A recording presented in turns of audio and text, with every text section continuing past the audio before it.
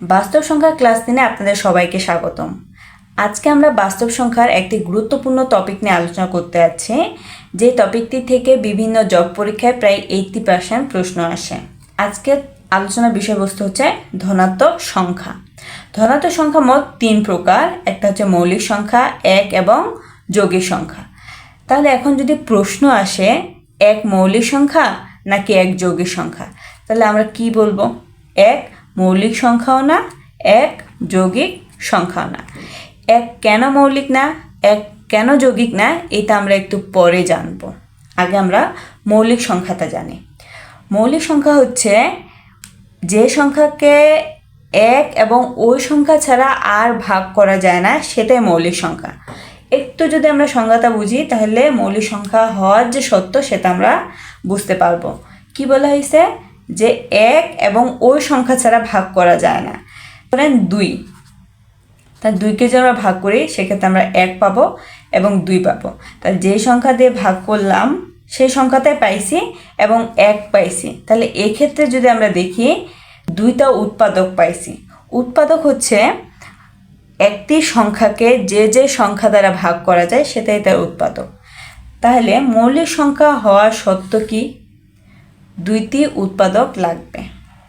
যদি আমরা 3কে ভাঙাতে যাই, তাহলে ভাগ করতে যাই, তাহলে আমরা 1 এবং 3 পাবো। তাহলে এখানে 2টা উৎপাদক পাইছি এবং 1 পাইছি এবং ওই সংখ্যাটাই পাইছি, তাহলে এটা মৌলিক সংখ্যা। এভাবে যদি আমরা 5কে ভাঙাতে যাই, তাহলে 1 পাবো এবং 5 পাবো। তাহলে এখানে 2টা উৎপাদক পাচ্ছি, তার মধ্যে একটা 1 পাচ্ছি, একটা ওই সংখ্যাটাই পাচ্ছি। তাহলে সংখ্যার সাথে মিলে গেছে। তাহলে এভাবে যাদের 1 এবং ওই সংখ্যা ছাড়া আর কোনো সংখ্যা দ্বারা ভাগ করা যাবে না, এক কথায় যা 2টা উৎপাদক থাকবে সেটাই হচ্ছে মৌলিক সংখ্যা। তাহলে আশা করছি এখন থেকে আমরা মৌলিক সংখ্যাগুলো বের করতে পারবো। এবার আসি আমরা যৌগিক সংখ্যা। যৌগিক সংখ্যা হচ্ছে 2-এর অধিক উৎপাদক লাগবে, অর্থাৎ 1 এবং ওই সংখ্যা ছাড়াও আরও কোনো সংখ্যা দ্বারা ভাগ করা যাবে। যদি আমি লিখি 4, তাহলে 4কে ভাগ করলে আমি পাবো 1, 2 এবং 4। তাহলে 1টা, 2টা এবং 3টা কি পাচ্ছে? উৎপাদক পাচ্ছে।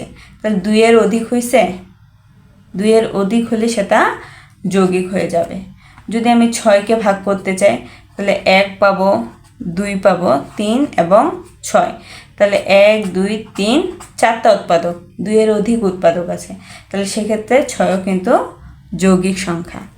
এখন দেখেন, মৌলিক সংখ্যা হইতে গেলে 2টা উৎপাদক লাগবে, যৌগিক সংখ্যা হইতে গেলে 2-এর অধিক উৎপাদক লাগবে। যদি আমি 1কে ভাগ করতে চাই, তাহলে শুধু আমরা 1 পাবো। তাহলে এই ক্ষেত্রে উৎপাদক কয়টি? 1টি। তাহলে মৌলিক সংখ্যা হইতে গেলে আমাদের 2টি উৎপাদক লাগবে, যৌগিক সংখ্যা হতে গেলে আমাদের 2 প্লাস উৎপাদক লাগবে। একের ক্ষেত্রে না 2টি হচ্ছে না 2 প্লাস হচ্ছে, সেজন্য 1 মৌলিকও না, 1 যৌগিকও না। যদি পরীক্ষায় মৌলিক এবং যৌগিক নির্ণয় করতে চাই, বিশেষ করে মৌলিক সংখ্যা, তাহলে সেক্ষেত্রে আমরা যদি এভাবে ভাঙায় ভাঙায় করতে চাই আমাদের অনেক সময় লাগবে। যেহেতু আমাদের হাতে সময় খুব কম, সেক্ষেত্রে আমাদেরকে কি করতে হবে? 1 থেকে 100 পর্যন্ত মৌলিক সংখ্যা তো মাস্ট মনে রাখতে হবে বা মুখস্থ করে রাখতে হবে। আরও ভালো, অর্থাৎ বেটার নাম্বার পেতে গেলে বা পরীক্ষায় ভালো করতে হলে 1 থেকে 200 পর্যন্ত মৌলিক সংখ্যাগুলো একদম মুখস্থ রাখতে হবে। আমি এখানে 1 থেকে 100 পর্যন্ত লিখেছি, তো আমরা এগুলো একদম সাদা মুখস্থ করে ফেলবো। এখন আমরা বিগত বছরে কিছু প্রশ্ন আসছে, দেখি তো সেগুলো সমাধান করতে পারি কিনা। যদি সমাধান করতে পারি তাহলে আমরা বুঝতে পারবো যে এই টপিকটি আমরা আজকে বুঝতে পেরেছি। ফার্স্টে আমরা 39 BCS-এর একটা প্রশ্ন সমাধান করব। নিচের কোনটি মৌলিক সংখ্যা? তাহলে আমি যদি এখানকার এই 1 থেকে 100 পর্যন্ত যে মৌলিক সংখ্যাগুলো আছে সেগুলো যদি মুখস্থ করি, তাহলে সেক্ষেত্রে আমি দেখব যে 41 থেকে 50-এর মধ্যে মৌলিক সংখ্যা হচ্ছে 41, 43 এবং 47। তাহলে এখানে যে প্রশ্নটা আসছিল সেখানে বলা হয়েছিল যে নিচের কোনটি মৌলিক সংখ্যা। সেক্ষেত্রে 143 দেওয়া আছে, 47 দেওয়া আছে, 87 দেওয়া আছে এবং 91 দেওয়া আছে। একটু আগে আমরা কিন্তু জানলাম যে 47 মৌলিক সংখ্যা। তাহলে উত্তর কী হবে? খ। 2 এবং 32-এর মধ্যে কয়টি মৌলিক সংখ্যা আছে? ওকে, আবার তাহলে আমরা মুখস্থ করা মৌলিক সংখ্যার দিকে চলে যাই। 2 এবং 32-এর মধ্যে বলা হয়েছে, তাহলে এখান থেকে আমরা শুরু করব। 32 তো মৌলিক সংখ্যা না, এখান থেকে আমরা শেষ করব। 1 2 3 4 5 6 7 8 9 10 11টি মৌলিক সংখ্যা আছে। তাহলে আমাদেরকে বলা হয়েছে, এই প্রশ্নটা অনেক জায়গায় আসছে, 34 নম্বর বিসিএসে আসছে, আবার 24 বিসিএসেও আসছে। তাহলে কয়টি? 11টি মৌলিক সংখ্যা আছে। এরপরে আরেকটি 10তম বিসিএসে আসছে, 1 থেকে 30 পর্যন্ত কয়টি মৌলিক সংখ্যা আছে?